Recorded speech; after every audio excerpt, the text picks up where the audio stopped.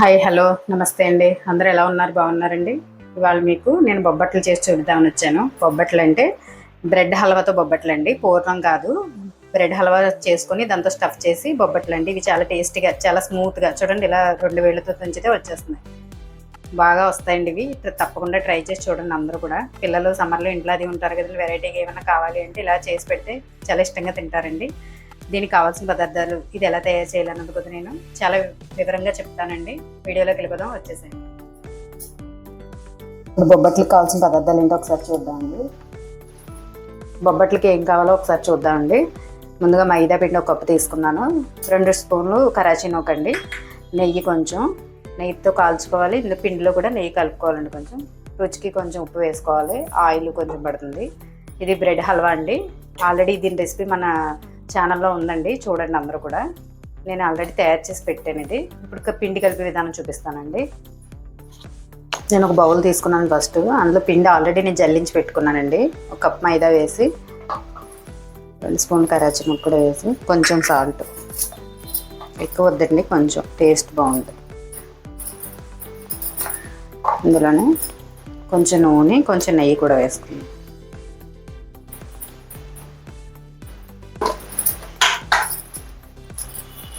నెయ్యి ఒక 2 స్పూన్లు నెయ్యి వేసుకో.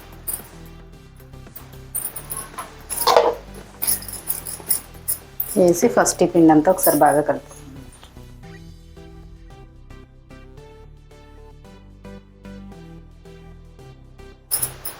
ఇప్పుడు ఇందులో కొంచెం కొంచెం వాటర్ పోసుకుంటూ మనం పూరి పిండిలా కలుపుకోవాలండి. ఇది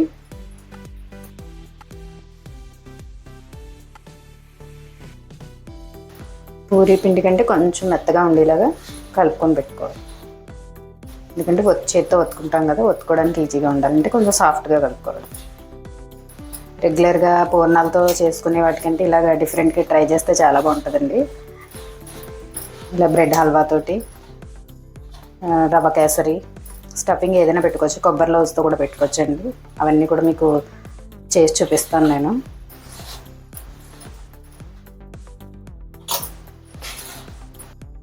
పిండి అంతా ఇప్పుడు నేను కలిపి పెట్టుకున్నానండి. చూడండి, ఇలాగ ఇంత సాఫ్ట్గా కలిపి పెట్టుకోవాలి. దీన్ని ఒక అరగంట నానబెట్టుకోవాలండి. అంటే కనీసం ఒక అరగంట అయినా నానాలి, లేదంటే బొబ్బట్లు గట్టిగా వచ్చేస్తాయండి. ఇప్పుడు ఈ ముద్దలోనే ఒక 100 గ్రాముల దాకా ఆయిల్ పోసుకుందాం అండి. ఆయిల్ పోసుకొని ఆయిల్లో నాననివ్వాలి దీన్ని. అప్పుడే మనకి బొబ్బట్లు బాగా వస్తాయండి, షాపుల్లో తీసుకున్నట్టుగా ఉంటాయి. చూడండి, ఇలాగా ఆయిల్ వేసుకొని ఆయిల్లో ఈ పిండి అంతా నానబెట్టుకోవాలండి. కనీసం ఒక అరగంట అయినా నానబెట్టుకోవాలి. ఒక 1/2 అవర్ తర్వాత ఎలా చేయాలి ఏంటనేది మళ్ళీ చూపిస్తాను మీకు. ఇప్పుడు 1/2 అవర్ అయిపోయిందండి. పిండి నానిపోయింది లేదు చూపిస్తాను మీకు.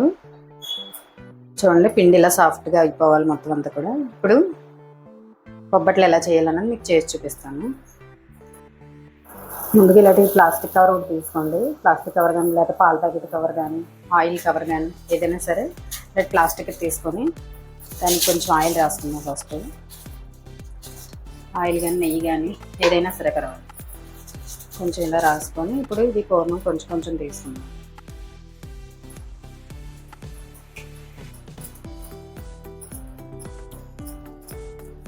ఇలా మొత్తం అంతా కూడా ఉండలా చేసుకొని పేపర్ మీద పెట్టి ఇలా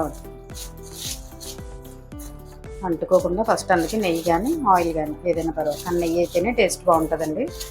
ఇలా రాసుకున్న తర్వాత ముందుగా రెడీ చేసి పెట్టుకున్న బ్రెడ్ హల్వా ఉంది కదండి,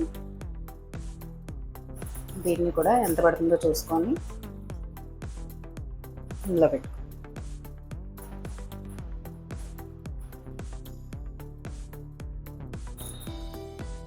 ఇప్పుడు దీన్ని పైన ఇలా స్టఫ్ చేసుకో. వివరంగా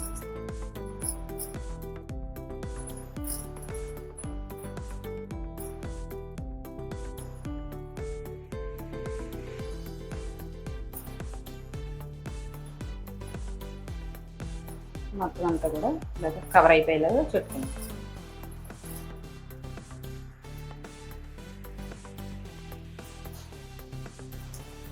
ఇలా కవర్ అయిపోయిన తర్వాత మళ్ళీ దీన్ని ఇలా పెట్టి ఇలా చేతితో నెయ్యి అద్దుకుంటూ చేతికి ఇలా మొత్తం అంతా కూడా పలచగా, మీకు ఎంత వీలైతే అంత పలచగా వస్తుంది.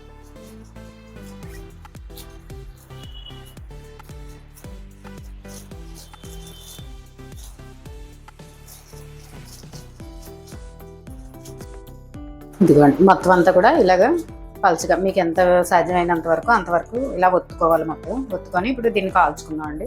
చూపిస్తాను మీకు. ఆల్రెడీ మనం స్టవ్ మీద పాన్ పెట్టి హీట్ చేసుకొని ఉంచుకున్నాం. దీని మీద ఇది తీసేసి వేసేస్తాం. మొత్తం అంతా రెండు వైపులా కూడా నెయ్యి పోసుకుంటూ కాల్చుకుందాం. మంట మాత్రం సిమ్లోనే పెట్టుకోండి.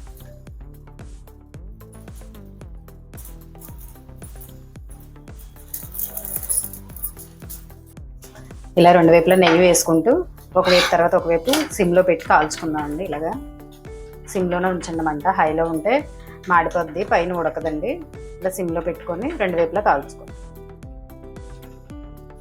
ఓకే అండి, ఇవ్వండి. ఇది రెండు వైపులా కూడా దోరగా ఇలా కాలిపోయిందండి.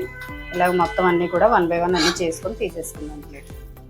ఓకే అండి, ఎంతో టేస్టీగా ఉంటే బొబ్బట్లు ఈజీగా చేసుకునే పద్ధతిలో చేసి చూపించానండి. రెడీ అయిపోయినాయి. చాలా టేస్టీగా ఉంటాయండి ఇవి. మనకి పూర్ణాలతో చేసుకునే కంటే ఇలా డిఫరెంట్గా తయారు చేసుకుంటే చాలా టేస్టీగా ఉంటుందండి. నేను ఈజీ మెథడ్లో చేసి చూపించానండి. ఏముందండి, ఒక కప్పుకి నాకు ఒక 6 అయ్యేయండి, సరిపోతాయి కదా తినడానికి మనకి. అలా చేసుకుంటే కప్పు మెథడ్లో కొలతల ప్రకారం చూపించాను కదండి. అలా చేసుకొని చూడండి అందరూ కూడా. ఓకే అండి, ఈ వీడియో మీకు నచ్చితే లైక్ చేయండి. మళ్ళీ మరొక వీడియోతో మళ్ళీ కలుసుకుందామండి. బాయ్ అండి.